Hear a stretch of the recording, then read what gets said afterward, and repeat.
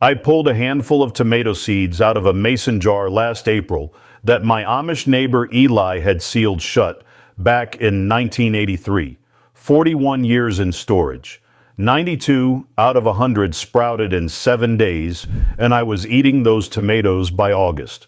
Meanwhile, the seed packets I bought from the garden center the year before, the ones still in their original foil sleeves, gave me a germination rate of around 40%. That gap right there is what sent me down a rabbit hole I have not climbed out of since. Because the United States Department of Agriculture runs a facility in Fort Collins, Colorado, called the National Laboratory for Genetic Resources Preservation.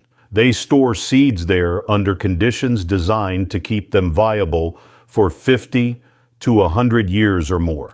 And the methods they use, the same methods used at the Svalbard Global Seed Vault, buried in a Norwegian mountain, are not classified. They are published in plain language. But the home gardener has been told for decades that seeds last 2 to 3 years if you are lucky, 5 if you really baby them. Here is what I learned from my Amish neighbors. That 2 to 3 year shelf life is not a biological fact. It is the shelf life of seeds stored the way the seed industry wants you to store them, which is to say, badly enough that you have to come back and buy more every spring. Today, I'm going to walk you through the exact method Eli taught me, the same method that put 40-year-old seeds in my hand and sent green shoots up out of my soil. And stay with me to the end, because I'm going to share one small addition, something almost nobody talks about, that doubles the lifespan of your most fragile seeds, like onions and parsnips, with no extra cost. Now, let me be straight with you. I did this the wrong way for almost 20 years. I kept my seeds in a kitchen drawer, in their original paper packets with rubber bands around them. Some years I put them in a shoebox in the basement. I thought I was being responsible. I thought, what more does a seed need? It is dry, it is dark, it is mine. If that is where you are right now, you are not alone. I was right there with you, and I lost more seeds to that drawer than I care to count. Whole varieties of beans Eli had given me, gone, because I trusted what every garden magazine had told me for 40 years. Then, around 2004, Eli walked me out behind his summer kitchen and pulled up a wooden box from a root cellar shelf. Inside that box were jars dated 1971, 1968, 1959. He cracked one open, handed me a few squash seeds, and told me to plant them. They came up. Everyone. That was the moment my whole understanding of seed saving reset. Now, here is what I uncovered when I started digging into the research. In 1926, a Russian botanist named Nikolai Vavilov began collecting seeds from every corner of the world. He built a vault in Leningrad with over 400,000 specimens, the largest seed collection on Earth at that time. During the siege of Leningrad in the Second World War, 9 of his scientists starved to death, rather than eat the seeds they were guarding. They knew something we have forgotten. Seeds, stored properly, are not consumables. They are a multi-generational inheritance. What Vavilov and his team figured out, and what the USDA later confirmed in their own published research, comes down to 3 numbers. Moisture content below 8%, temperature below 40 degrees Fahrenheit, and oxygen near 0. Hit those 3 numbers, and most garden seeds will hold their germination above 80% for 30 to 50 years. Miss any one of them, and you are back to 2 seasons. These methods were not developed for hobby gardeners. They were developed by populations that needed to feed millions through wars, famines, and crop failures. This is survival engineering. And the Amish, working with their own version of the same principles for generations, arrived at almost identical conclusions through pure observation. So let me show you exactly how to do this on a homestead scale, with materials you already have or can buy for under $30 total. Here is what you need to understand before we start. Most seeds come out of the harvest with a moisture content somewhere between 10 and 15%. That is way too wet for long-term storage. At those levels, the seed is still metabolically active, slowly burning through its own stored energy. Every month it sits, it loses vitality. Your first job is to bring that moisture down below 8% and ideally closer to 5%. Here is the method Eli taught me. Spread your cleaned seeds on a cotton cloth or a paper plate in a single layer, in a room that stays between 65 and 75 degrees Fahrenheit. No direct sun, no oven, no food dehydrator. Heat above 95 degrees damages the embryo. Let them sit for 7 to 10 days, stirring once a day with your fingers. The conventional approach is to dry seeds for 2 or 3 days and call it done. The method Eli uses goes a full week longer because slow drying preserves the inner cell structure. After about a week, do the bend test. Take a bean seed and try to bend it. If it bends, it is still too wet. If it snaps cleanly in half, you are there. For tiny seeds like lettuce or carrot, drop one on a hard surface. A properly dried seed makes a sharp tick sound, almost like a grain of sand. A wet seed thuds. Now this next part is where most people go wrong.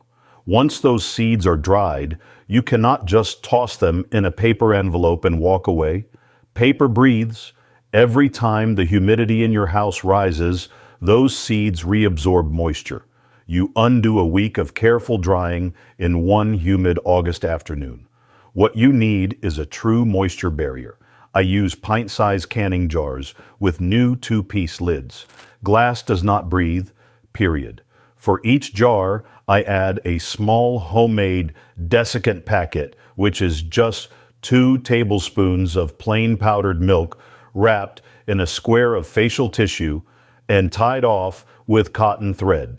Powdered milk pulls residual moisture out of the air inside the jar and holds it. Replace that packet every 12 months and your jar interior stays bone dry.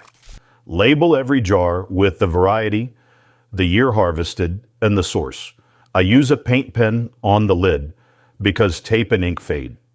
Eli's jars from the 60s still read clear because he used a grease pencil on the glass itself. Now, what I have shared with you today is a real piece of the puzzle, but it is still just one piece.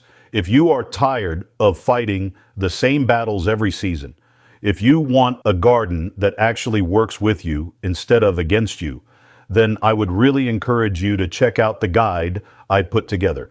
It is called the 30-Day Amish Self-Sufficient Garden Protocol. And it is everything I have learned from my Amish neighbors over the last 3 decades, organized into a simple day-by-day plan you can start this season. It covers the full 5 defense layers to build a garden that defends itself from the soil up. It has got the complete 4-bed crop rotation system that stops disease and pests before they ever get a foothold. And it includes the companion planting field guide, so you know exactly what to grow next to what and why. So click the link in the description right below this video. Just scroll down a little and you will see it. Or alternatively, if you are watching on a television or a computer screen, you can take out your phone, open up your camera like you are going to take a picture, and hold it up to the QR code you see on screen right now. A little link will pop up at the top of your phone screen. Just tap that, and it will bring you right to the guide. No typing, no searching. Either way works. I think it is the best investment you can make in your garden this year.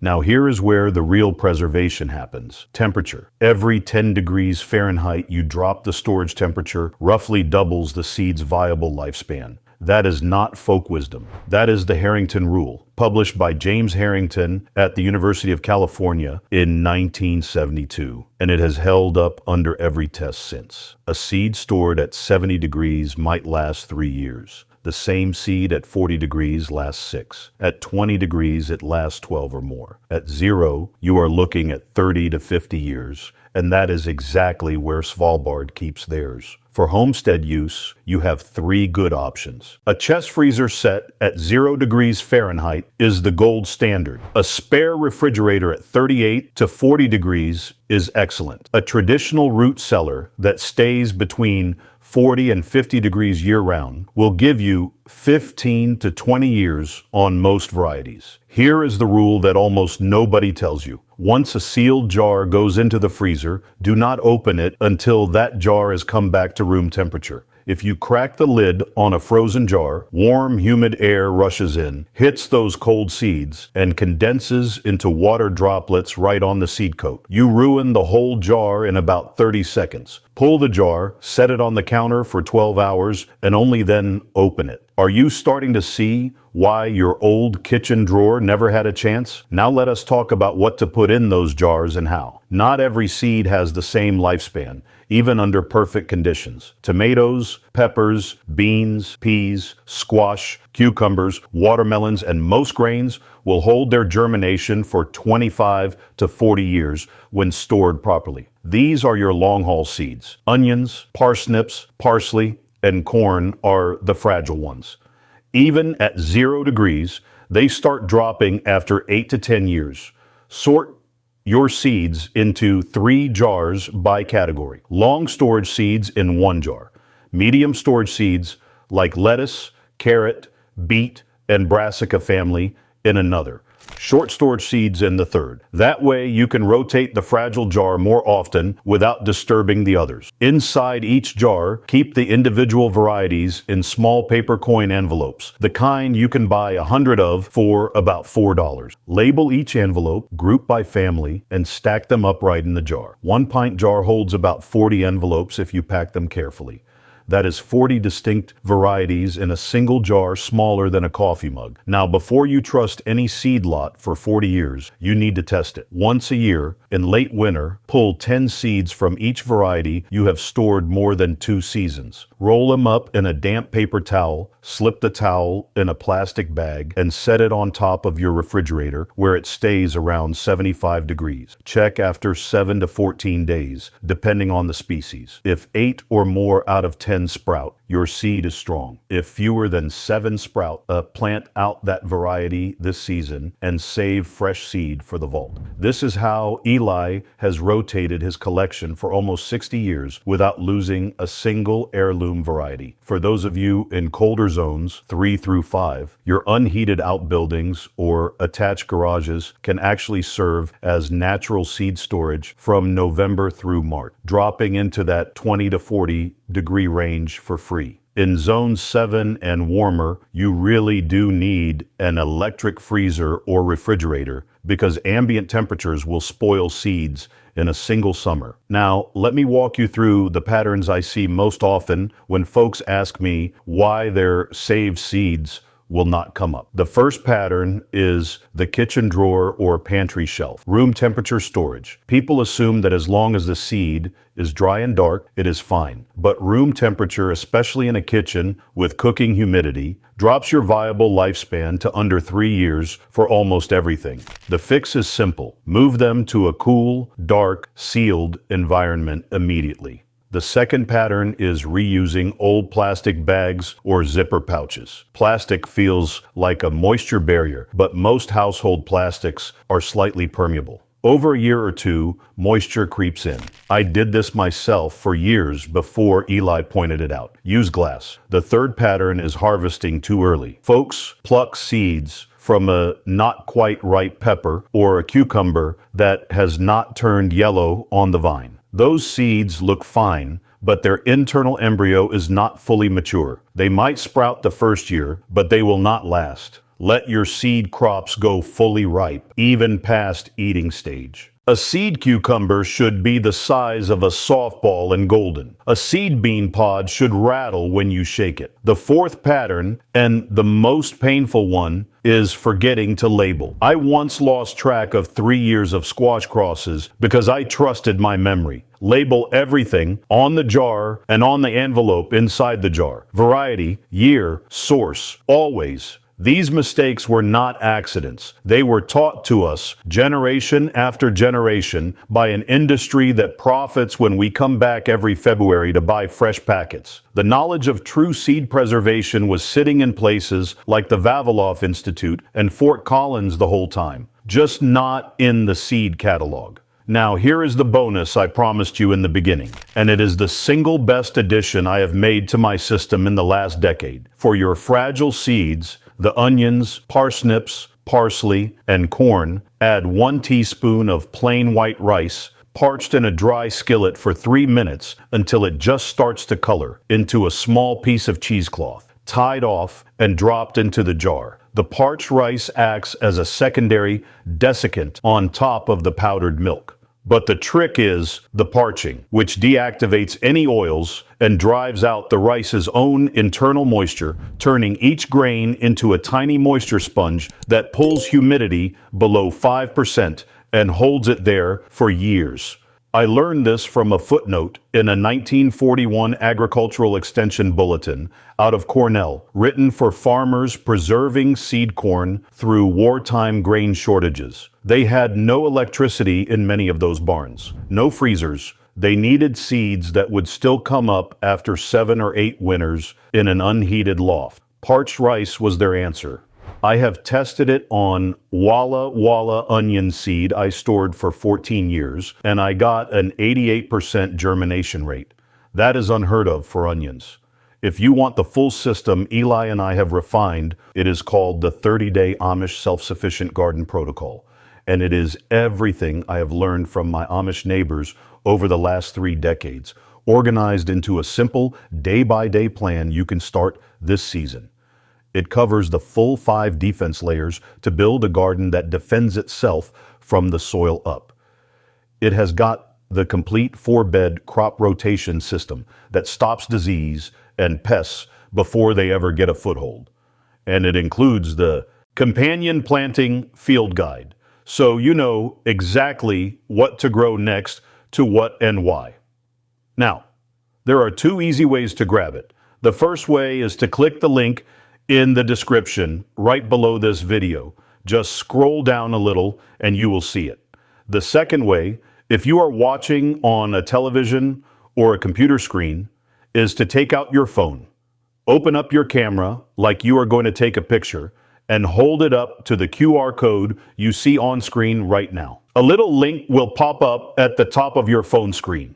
Just tap that, and it will bring you right to the guide. If even one of your saved varieties survives an extra 30 years because of what is in that book, it has paid for itself 1,000 times over. So that is the method, the same one that put 41-year-old tomato seeds in my hand and gave me a harvest. Dry slow, seal in glass with a desiccant, store cold, label everything, and test once a year. If you have a story about a seed your grandmother saved, or a variety you're trying to preserve, I would love to hear it down in the comments. And if this opens something up for you, share it with someone who is ready to take their seed saving seriously. The vault is waiting. Go build yours.